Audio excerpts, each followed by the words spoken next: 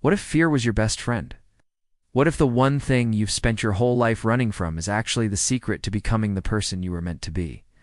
We all know the feeling. Heart pounding, palm sweating, doing, turn, back, now. Voice in your head that gets really loud right before a big moment.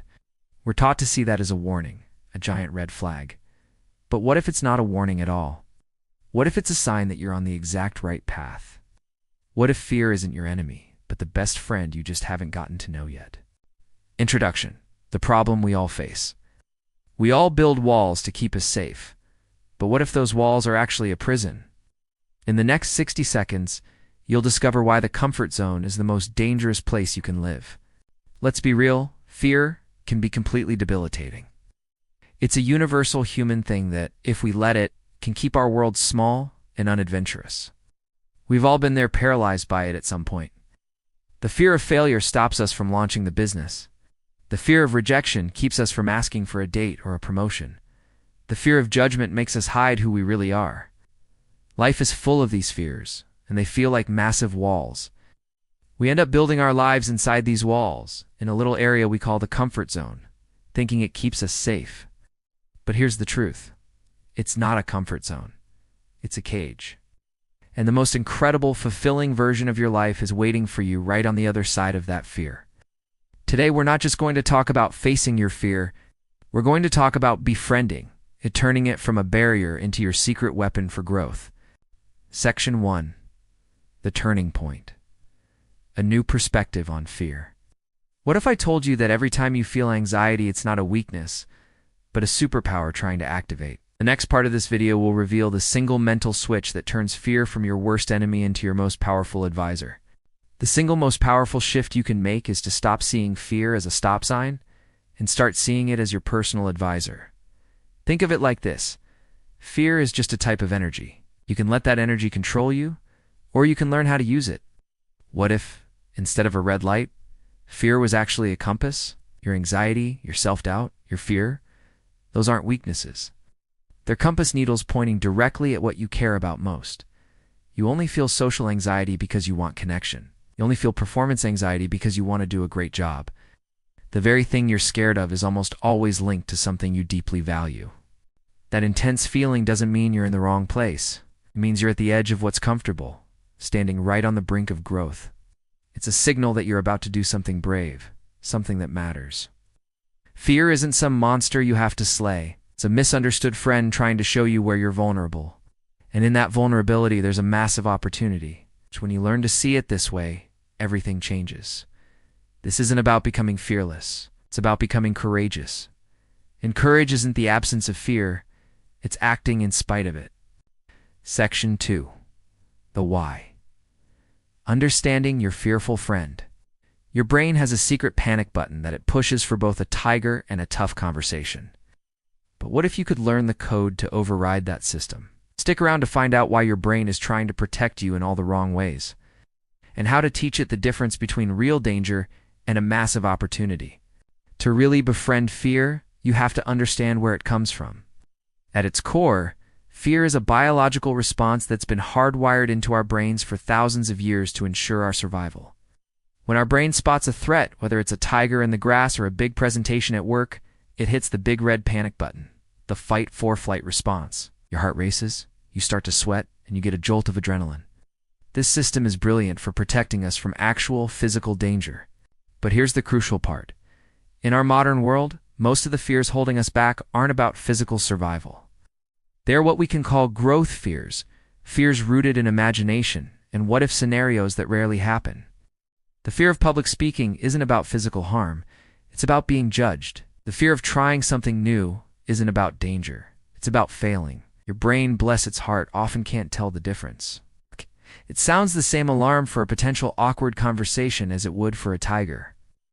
The key is learning to pause and ask, is this a get out of their fear telling me I'm in real danger? Or is this a lean into it fear, signaling a chance to grow and become more myself? Once you can tell the difference, you can start working with your fear instead of always fighting against it. Section 3. The framework. How to make fear your ally.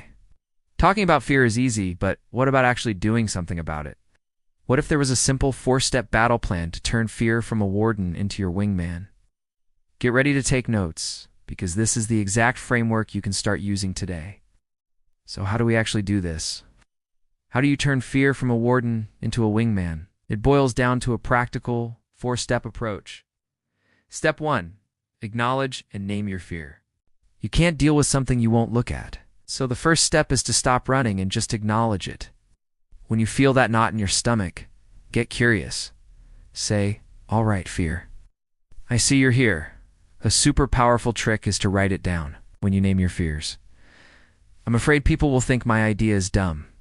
You take them out of the vague, shadowy corner of your mind where they seem huge and powerful. Naming a fear makes it a specific, manageable problem you can start to solve. Step 2. Reframe your perspective. Once you've said hello to the fear, the next step is to change what it means. Instead of a warning sign, see it as a blinking green light. Ask it questions. Okay, fear, why are you here? What are you trying to protect me from? What cool opportunity are you pointing at? This flips the script. You go from being a victim of the feeling to being a detective on a case.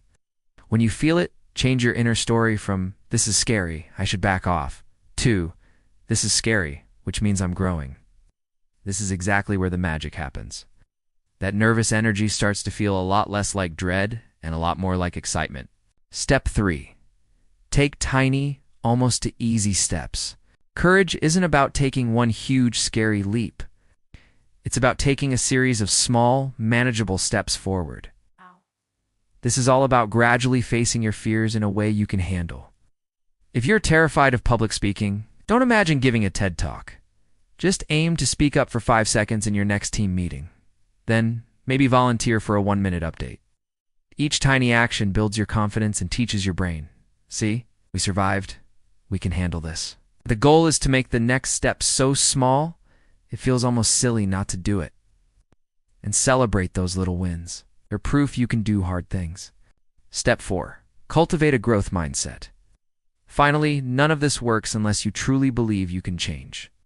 This is the growth mindset, the core belief that your abilities aren't fixed, but can be developed with effort. With this mindset, failure is no longer a final verdict on your worth. It's just data. It's part of the learning process. If you try something and it doesn't work, it's not a catastrophe, it's a clue. You've just learned what doesn't work, which gets you one step closer to what does. You start seeing challenges as opportunities, and the fear of failure loses its grip. Section 4. A story of transformation. Do you ever feel invisible at work or in your life, knowing you have more to offer? I'm about to tell you the story of Anna, a woman who was paralyzed by the exact same feeling, until she used the 4 steps we just talked about to completely transform her life and career in under a year. Her story could be your story. Let me tell you about Anna. For years, Anna was brilliant at her job, truly great, but she was practically invisible. She had amazing ideas, but the sheer terror of speaking up in meetings kept her quiet. She watched as other colleagues, with half her insight, got the promotions she deserved. Her fear was a cage, and she knew it. Then one day, after being passed over again, she decided something had to change. She started with step 1. She named her fear. She wrote in her journal, "I am terrified that people will judge me and think my ideas are stupid." Just putting it on paper made it feel less like a monster. Next, step 2. Reframing. She started telling herself, "The reason I feel this nervous is because I care so much about contributing. This feeling is a sign I have something important to say." For step 3, she took a tiny step. In the next meeting, her only goal was to say one thing, not a genius idea, just a simple comment. Her heart was hammering, but she did it. Nobody laughed. The world did not end. The next week, she shared a small suggestion. It went well. Small win built on the last. Finally, step 4. She went all in on a growth mindset. She told herself that even if an idea got shot down, it wasn't a reflection of her. It was just part of the process. Meetings became her practice field, not a final exam. Within 6 months, Anna was one of the most respected voices on her team. A year later, she got the promotion. She was leading the whole department. She didn't get rid of her fear, she befriended it. The same energy that used to paralyze her was now the energy that propelled her. Section 5. The benefits of your new friendship. So you faced your fear. What's the real prize on the other side? We're about to break down the incredible, life-altering benefits that come when you finally make friends with your fear. And trust me, it's so much more than just feeling brave. When you start treating fear as a guide instead of a guard, the payoffs are huge. First, your confidence goes through the roof. Every time you move through fear, you build real, earned self-belief. Second, you become incredibly resilient. Setbacks don't feel so world-ending anymore. Third, your world literally gets bigger. Doors you thought were locked forever are suddenly wide open because you're no longer stuck inside the same four walls.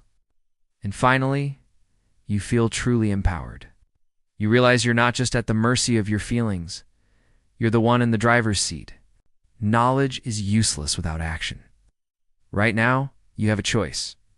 You can click away and let fear keep the driver's seat. You can take back the wheel with one small decision. What will it be? This whole idea is more than just a nice concept. It's a practice, and it starts with one small step. So here's my challenge to you. What is one small action you will commit to taking this week to befriend one of your fears? It doesn't have to be earth-shattering. Maybe it's sending that one email you've been putting off, making that call, or speaking up for just 5 seconds in a meeting. Share your commitment in the comments. Putting it out there makes it real, and we can all cheer each other on. And hey, if this resonated with you, make sure to subscribe and turn on notifications. We're going to keep exploring how to build a life that's not just successful, but meaningful. We're almost at the end, but here's the one truth I want you to remember long after this video is over. It's a truth that changes how you see the path forward forever. Fear is probably always going to be in the passenger seat. You can't just kick it out of the car, and frankly, we shouldn't want to. It's part of what makes us human. But we don't have to let it grab the steering wheel. Fear is not a stop sign. It's a starting block. It's the gatekeeper to your growth, the advisor pointing you toward what matters, and the tough love best friend who will push you to become the strongest, most authentic version of yourself. So next time you feel that familiar jolt of fear, don't run. Turn toward it, give it a little nod, and say, "All right, old friend. Show me where we're going next."